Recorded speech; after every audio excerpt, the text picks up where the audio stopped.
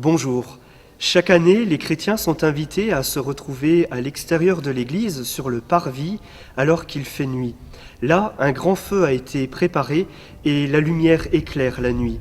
C'est ainsi que débute la grande et belle liturgie de la Vigile pascale, le samedi saint, la veille de Pâques, qui cette année est inscrite sur nos calendriers au mois d'avril. Pour ce 5e numéro Profondeur, le mensuel vidéo de l'orientation de la catéchèse en Alsace, nous voudrions vous inviter à méditer sur le thème de la lumière qui éclaire nos vies, la lumière qui réchauffe nos cœurs, la lumière qu'est le Christ lui-même. Pour cela, nous sommes heureux de vous inviter, de vous accueillir au Mont Sainte-Odile, ce haut lieu de pèlerinage qu'aiment tant les Alsaciens, là où a vécu la patronne de l'Alsace, Sainte Odile, que l'on appelle aussi fille de la lumière.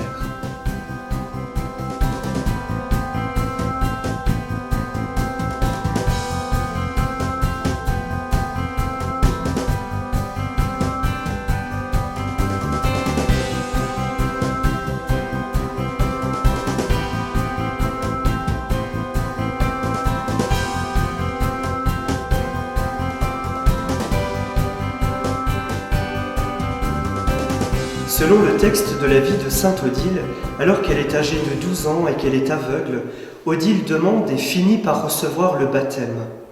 Au moment où l'huile sainte coule sur ses yeux, Odile recouvre la vue. Elle va alors consacrer sa vie au Seigneur et au service des pauvres, des malades, manifestant que le Christ est lumière pour chaque existence. Au moment de notre baptême, nous avons reçu un cierge qui a été allumé au cierge de Pâques, au cierge pascal, qui représente le Christ vivant, ressuscité d'entre les morts.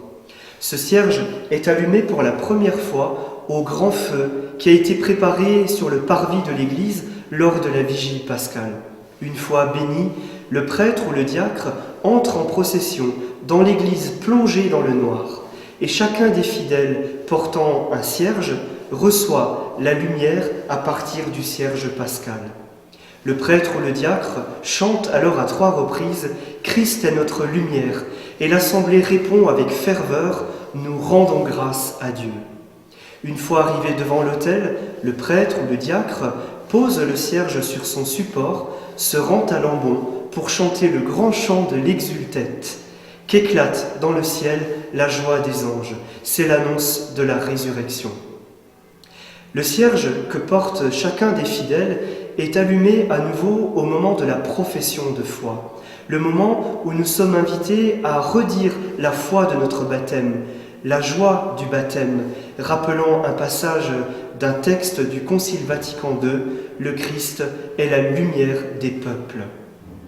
Le cierge pascal est allumé à chaque célébration du temps pascal, également lors des célébrations de baptême et lors des célébrations des funérailles chrétiennes, rappelant que le défunt est invité à entrer dans le royaume de Dieu, royaume de paix et de lumière.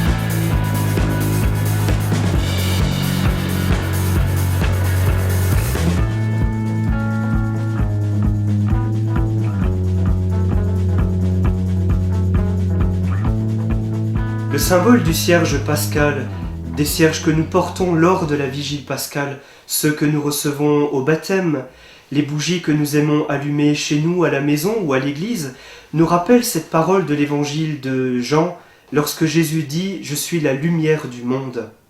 Dans la Bible, dans la parole de Dieu, la lumière est un symbole important. On entend dans le livre de la Genèse Dieu dire lui-même que la lumière soit et la lumière fut. Il sépare la lumière des ténèbres. La lumière est symbole de vie. Lorsque le peuple quitte l'Égypte, dans le livre de l'Exode, Dieu, dans la nuit, précède le peuple Il est cette colonne de nuée, cette colonne lumineuse qui éclaire et qui guide les pas du peuple de l'ancienne alliance.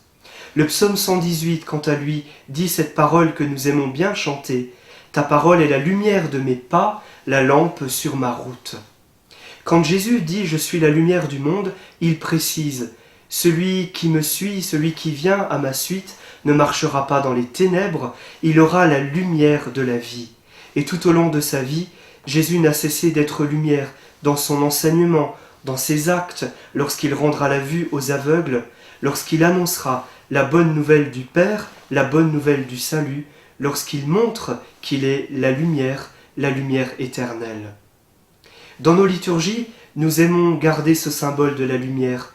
Pensons au cierge qui entoure la croix du Christ dans la procession d'entrée. Pensons à ces bougies qui sont allumées sur l'autel et qui nous rappellent le mystère de la présence du Christ. Pensons à ces cierges qui, autour de l'ambon, éclairent l'Évangile, la bonne nouvelle, qui est pour nous, au quotidien, bonne nouvelle pour notre route, bonne nouvelle, lumière pour notre vie quotidienne.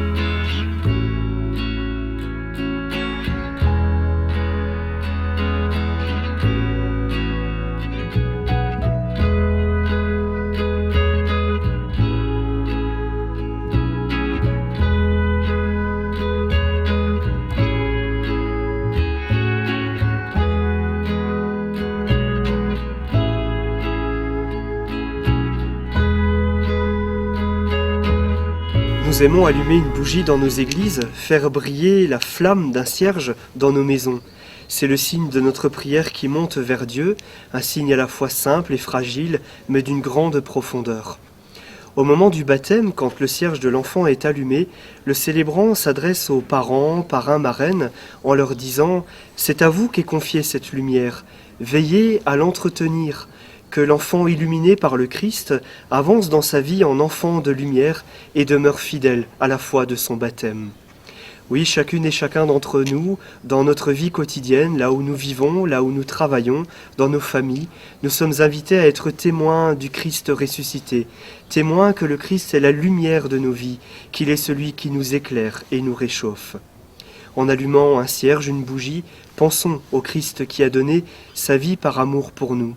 Pensons aussi à nos malades, à celles et ceux qui n'arrivent pas à prier, qui ont besoin de lumière, qui ont besoin d'être réchauffés, qui ont besoin d'être éclairés. Et puis apprenons à nos enfants, à nos jeunes, à entrer dans une église en allumant une bougie, à prendre un temps de prière, de recueillement, en faisant monter vers Dieu, dans la confiance, leurs prières. À la fin de ce numéro Profondeur, demandons pour chacune et chacun d'entre nous la grâce d'entendre et de vivre l'invitation de Jésus.